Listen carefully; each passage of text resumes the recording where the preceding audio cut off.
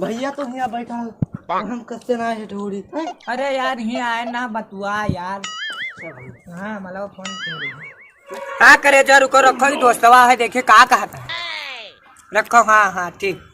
मालन से बिजी रहा था बतवाए हमसे से ना फोन मिलाए थे कभी से उठाया ना है उन्होंने। अरे यार देखो उठावत रहे लेकिन देखो फिर मिलाए रही यार, उठाए इनके काट दिहन ना जोड़ता काट दिहन तब तोहार उठाए, तब तोहरो कट गया यार, तब हम क्या करेंगे। अच्छा दोस्त जरूरी है कि माल? यार अगर दोस्ती और माल का बात आ जाए तो सबसे पहले दोस्ती चुना दिए।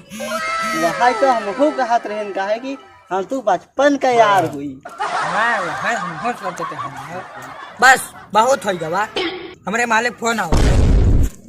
हेलो हाँ करे जा, ये दोनों सारे तोरे बहुत सारे के दोस्त ना माल का जरूरी है।